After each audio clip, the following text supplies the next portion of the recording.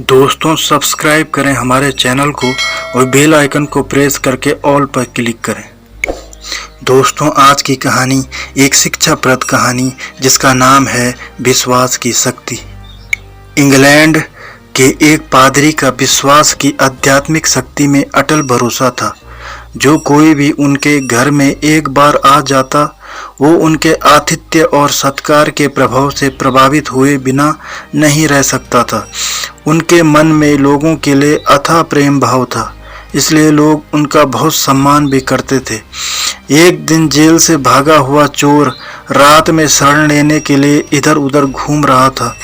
उसने देखा कि पादरी के घर का दरवाज़ा खुला हुआ है, इसलिए वो उस ओर चला गया और पादरी के घर में प्रवेश कर गया।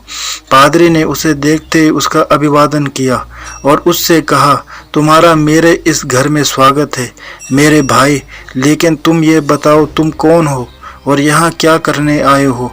इस पर चोर ने सफ़ेद झूठ बोलते हुए कहा, फादर मैं एक मुसाफिर हूँ और रास्ता भटक गया हूँ, सो इधर उधर भटक रहा था और आपके घर का दरवाज़ा खुला हुआ देखा तो इस ओर चला आया। क्या मुझे सिर छिपाने के लिए जगह मिल सकती है? मैं सुबह होते ही यहाँ से चला जाऊँगा। पादरी ने उससे कहा, हाँ क्यों नहीं, तुम यहाँ आराम से रह सकते हो और मुझे लगता है तुम बहुत थक गए हो, इसलिए तुम जाकर आराम से हाथ मुंह धो लो। मैं तुम्हारे सोने और खाने का प्रबंध करता हूँ।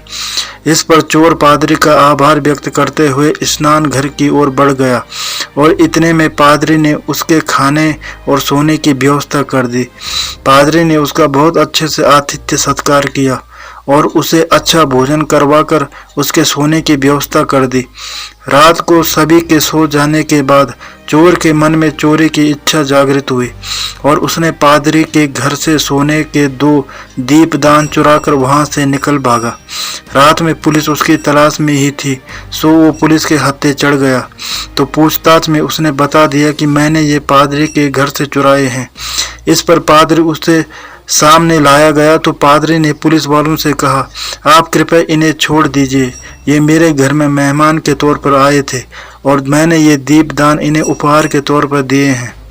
इतने में चोर के ज्ञान चक्षु खुल गए और उसे अपनी भूल का एहसास होने लगा। पादरी की उदारता देखते हुए चोर के मन में पश्चाताप होने लगा और उसने माफ़ी मांगकर कभी फिर से चोरी नहीं करने का वचन दिया। तो दोस्तों ये थी आज की कहानी।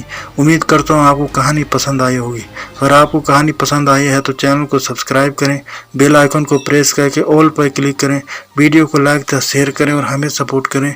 धन्यवाद।